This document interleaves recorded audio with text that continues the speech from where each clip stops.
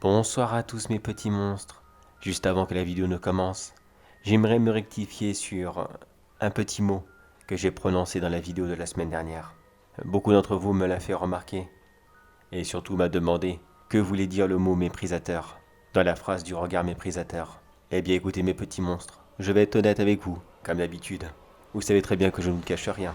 Et en fait, c'est une grosse gourde de ma part, car le mot méprisateur, c'est un plus ou moins un vieux François que j'utilise avec mes frères et sœurs qui ne veut pas dire grand chose en fait. Le vrai mot c'était plutôt méprisant, mais voilà, j'ai pas fait attention, puis j'ai sorti ça. Et même à la réécoute, ça m'a paru tellement normal car c'est un mot que j'utilise régulièrement même s'il ne veut strictement rien dire, et j'en suis complètement conscient.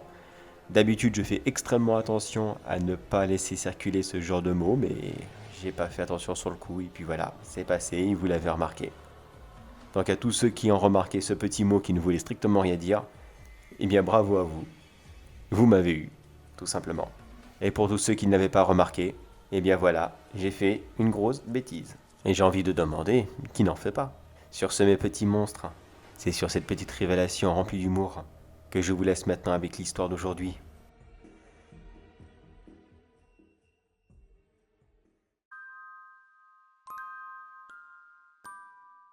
Je n'arrive pas à croire ce que j'ai vu. Comment une telle chose? Quelque chose d'aussi simple, si banal, quelque chose qu'on voit tous les jours, mais qu'on n'y porte pas du tout attention, tellement que c'est rien pourtant. Et pourtant, ça a existé, c'était vrai. Bordel de merde, j'arrive pas à me mettre cette idée en tête, que tout était vrai.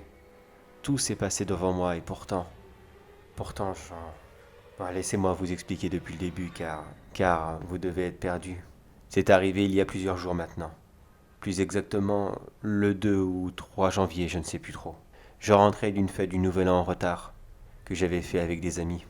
J'habite dans un petit village reculé, à part quelques habitants que je connais très bien, ou alors un ou deux cerfs sauvages ici et là. En général, la nuit, on ne croise jamais personne. Il était presque 2 heures du matin et je voulais vite rentrer chez moi. Je n'avais pas de raison d'avoir peur, bien sûr. Il n'y a rien de dangereux dans ce village. Disons que j'avais plutôt la flemme de prendre la route habituelle et de continuer à me geler les fesses dehors. J'ai donc décidé de couper à travers champs et de prendre un petit raccourci que tout le monde connaissait. Comme ça, dans le pire des cas, même s'il m'arrivait quelque chose, je sais que je serai retrouvé quelque temps plus tard. Enfin, du moins, c'est l'idée que j'avais en tête à la base. Car j'ai été rapidement interrompu dans ma course. Non, je vous rassure. Non, ce n'était pas un agresseur, une bête sauvage ou quoi que ce soit d'autre qui m'est sauté dessus par surprise pour essayer de m'égorger. Non, c'était une simple musique. Très légère dans un premier temps, par curiosité, et surtout parce qu'elle était très enivrante. J'ai commencé par la suivre. Sur le coup, je ne me suis pas méfié. Ce n'était pas une petite musique douce, comme un chant de sirène ou je ne sais quoi encore, qui chercherait à hypnotiser les gens. Non, ça ressemblait plus à une musique moderne, qu'un groupe de jeunes se mettrait en arrière-fond d'une conversation. Un genre de musique électro, si vous voulez, mais qui avait quand même un petit côté spécial, quelque chose qui le rendait très enivrant. Il ne m'a pas fallu longtemps pour trouver la source du bruit. Celle-ci provenait du milieu d'une petite clairière, un simple poste de musique, qui ressemble beaucoup à ceux des années 90, était posé là et passait cette musique en boucle. Autour de ce poste, il y avait 4 hommes, enfin du moins des hommes. C'est ce que je me suis dit dans un premier temps. Et quand j'ai commencé à mieux les regarder, j'étais rapidement ébloui par leur lumière. Ils avaient une silhouette humaine, mais ils brillaient intensément, sans pour autant éclairer l'environnement autour d'eux, comme si la lumière qui s'émanait de leur corps n'était faite que pour eux, et uniquement eux.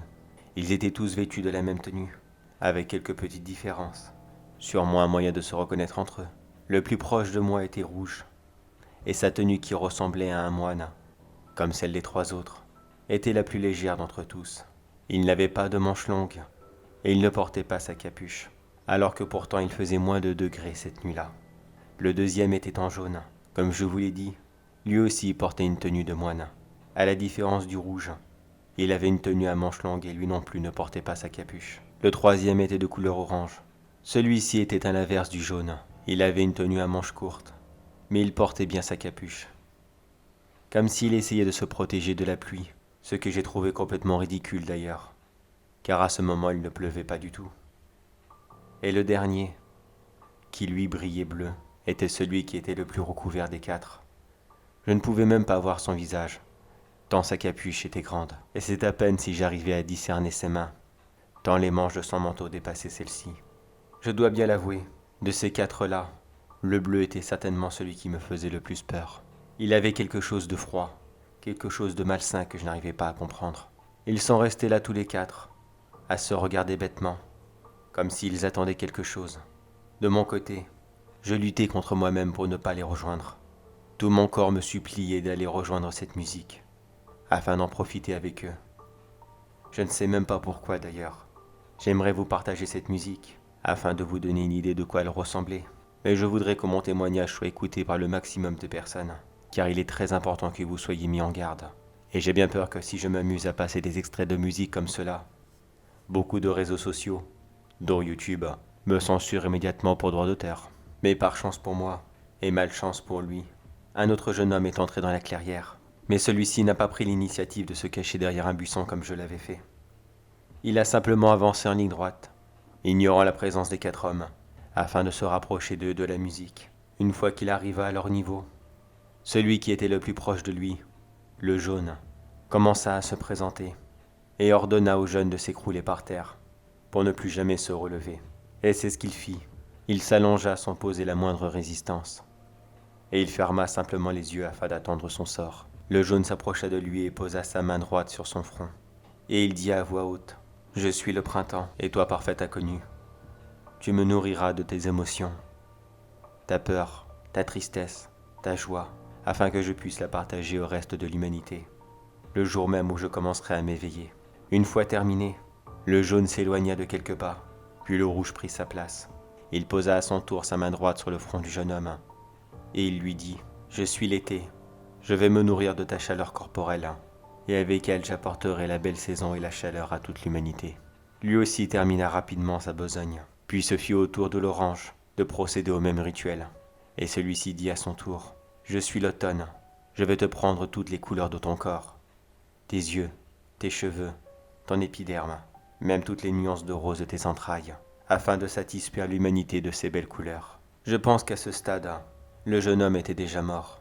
Le mouvement de respiration rapide qu'il ne cessait de faire depuis le début venait de se stopper. Je ne sais pas ce que lui a fait l'automne, mais il l'a visiblement achevé. Puis ce fut au tour du bleu, l'hiver.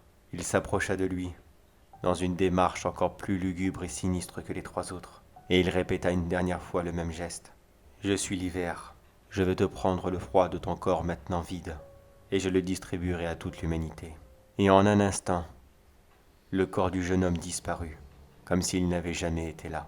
Les quatre hommes s'échangèrent un regard complice, afin de se faire comprendre que ça y est, ils avaient fait le plein d'énergie, et ils étaient prêts à apporter les nouvelles saisons pour cette année.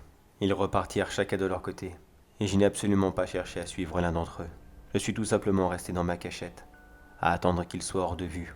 Puis j'ai continué mon chemin pour rentrer chez moi. Maintenant je suis là, perplexe dans mon salon, à me demander si tout cela était vrai. Est-ce que les saisons eux-mêmes ont besoin de tuer, afin de pouvoir récupérer leur force, et pour continuer le cycle de la vie?